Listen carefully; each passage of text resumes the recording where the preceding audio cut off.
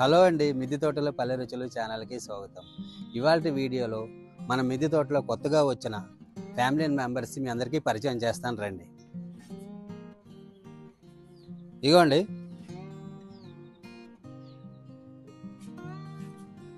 చూసారా, family members అని ఆశ్చర్యపోతున్నారా? కాదండి, నేను నాటుకోళ్ళు తీసుకొచ్చానండి. చూడండి,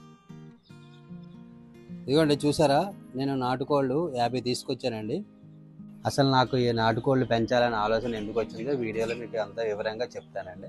ముందుగా మీరు ఎవరైనా సరే నా ఛానల్ని కొత్తగా చూసినట్లయితే సబ్స్క్రైబ్ చేసుకోండి. మీ ఫ్యామిలీ మెంబర్స్కి, మీ ఫ్రెండ్స్కి షేర్ చేయండి. ముందుగా అసలు ఈ నాటుకోళ్ళని పెంచాలనే ఆలోచన ఎలా వచ్చిందంటే, ఇంట్లో మా మనవడికి 1.5 year దాటిందండి.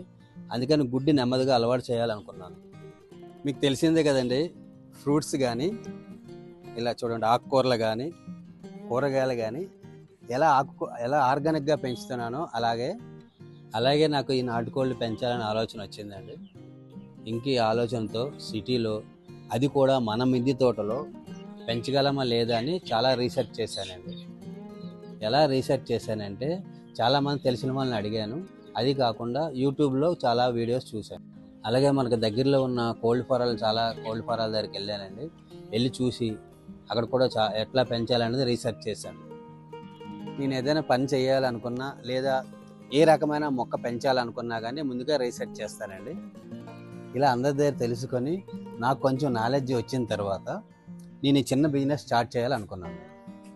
ఇలా పెంచడం వలన మా మనవడికి వీటి నుండి వచ్చే గుడ్లను వాడికి పెడతాం వలన వాడి ఆరోగ్యం కూడా చాలా బాగుంటుంది.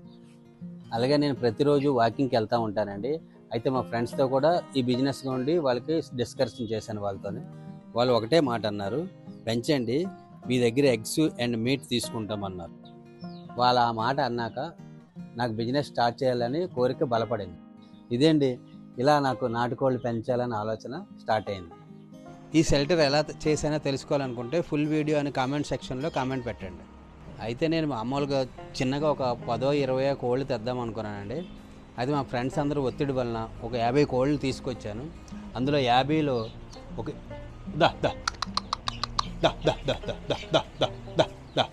ఇగోండి ఒక 25 పుంజులు తీసుకొచ్చానండి. 25 పెట్టెలు తీసుకొచ్చాను. 25 పుంజులు ఎందుకంటే మాంసం కోసం, 25 పెట్టెలు గుడ్ల కోసం అండి.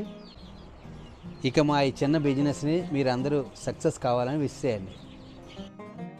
అలాగే ఈ నాటుకోళ్ళ గురించి మీకు ఎవరికైనా తెలిసినట్లయితే, నాకేమైనా సలహాలు ఇవ్వాలనుకుంటే కామెంట్ సెక్షన్లో కామెంట్ చేయండి. ఇదేంటి వీడియో మీకు నచ్చినట్లయితే లైక్ చేయండి, షేర్ చేయండి, సబ్స్క్రైబ్ చేసుకోండి.